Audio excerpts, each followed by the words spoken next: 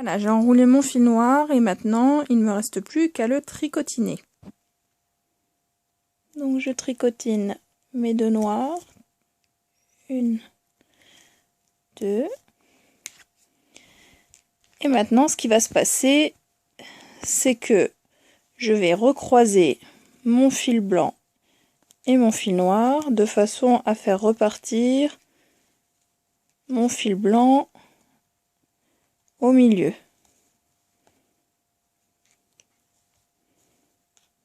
Et je tricotine mes 3 fils blancs. Mes 3 picots blancs, pardon.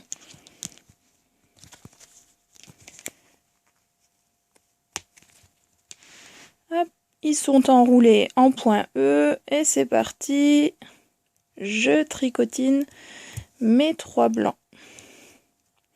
Donc là, il est bien évident que je vous montre une partie du jacquard où il n'y a que 2 couleurs. C'est plus simple pour mieux comprendre. Donc imaginez bien quand j'ai la partie rouge, les yeux verts, j'ai pas mal de couleurs qui interviennent, c'est pas compliqué. Je vais vous faire une simulation de comment ajouter un fil de couleur au niveau du jacquard, mais je voulais au moins que vous ayez compris la technique du croisement de fil et comment je réalise du jacquard. Je reviens à l'arrière pour vous remontrer. Donc là j'ai fait mes 2 noirs, mes 3 blancs. Il faut que je refasse maintenant 2 noirs. Alors j'ai arrêté mon fil blanc ici. Pour bien vous montrer à l'arrière, j'ai arrêté mon fil blanc ici. Je vais avoir besoin de mon fil noir qui se trouve ici. C'est pas compliqué, je croise. Je croise et je fais repartir mon fil noir.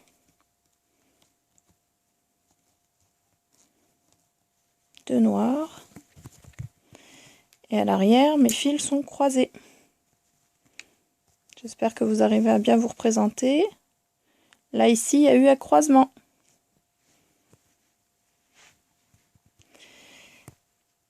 Je tricotine mes 2 picots noirs. 1, 2, voilà, c'est tricotiné. À l'arrière, il faut maintenant que je reparte en blanc. Donc ma bobinette noire, elle va venir croiser ma bobinette blanche. Et je repars en point E avec la bobinette blanche après avoir croisé le fil. Etc. etc. C'est parti, je tricotine mon fil blanc. Alors là c'était un aller. Et on doit faire la même chose sur le retour pour terminer le rang. Pourquoi on travaille en aller-retour 2 fois le même rang? Parce que on a doublé le point. Si je l'avais triplé, j'aurais fait 3 fois la même chose. Donc pour finir le rang 77, une fois que j'étais arrivée au bout avec ma bobinette, je repars dans l'autre sens en refaisant exactement la même chose que pour ce rang. Un aller-retour, ça fait un rang puisque j'ai doublé mon point E. S'il avait été triplé, il aurait fallu faire un aller-retour et de nouveau un aller. Mais bon, pour obtenir quelque chose en chiffre pair qui est beaucoup plus simple à retenir, il vaut mieux doubler le fil et du coup travailler une fois en aller, une fois en retour pour avoir un rang. Je viens de finir de tricotiner la partie avec la bobinette blanche. J'arrive de nouveau à la bobinette noire. Et qu'est-ce que je fais? Je croise.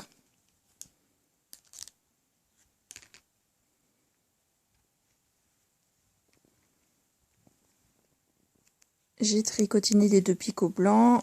Ma bobinette noire rencontre la bobinette blanche. Je croise et je repars en blanc. Mes 3 picots sont tricotinés en blanc. J'ai besoin de nouveau de noir. À l'arrière, ça se présente comme ceci. Je croise. Et je repars en noir sur les picots dont j'ai besoin.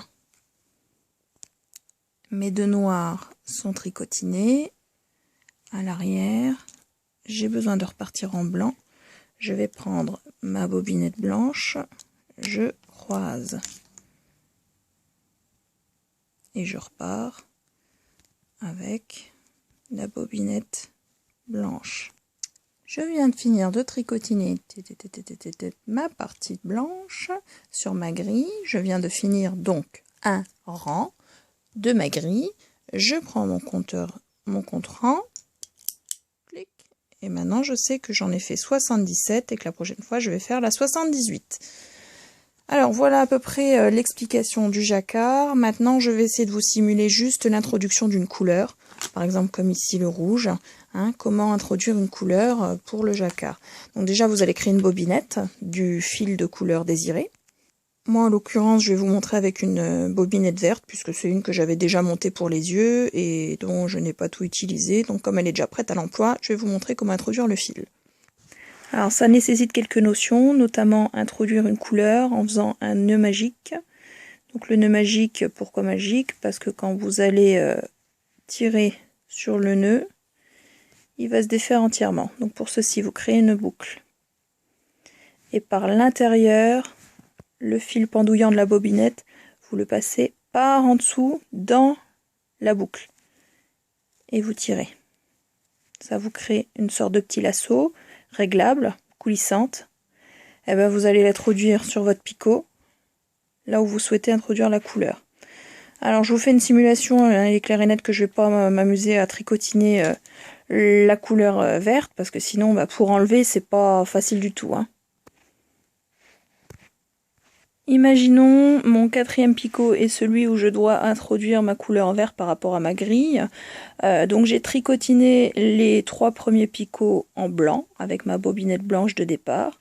À l'arrière, je dois donc croiser mon fil vert, ma bobinette verte avec ma bobinette blanche. Et après, je continue à tricotiner sur le nombre de picots dont j'ai besoin. Imaginons 4 picots. Donc voilà, je vais passer ma couleur blanche au-dessus de mon picot. Et quand ça va commencer à descendre, vu qu'on a doublé le point, on va travailler en aller-retour. Ma couleur verte ne sera vraiment introduite que sur le retour. On verra vraiment la couleur verte apparaître derrière suite au retour. Voilà pourquoi quand on double le point, il faut bien faire un aller et la même chose en retour. Et c'est le même principe, à chaque fois que mes fils de couleur vont se croiser ou que je vais avoir besoin d'une couleur sur mes bobinettes, il faudra croiser les fils ensemble.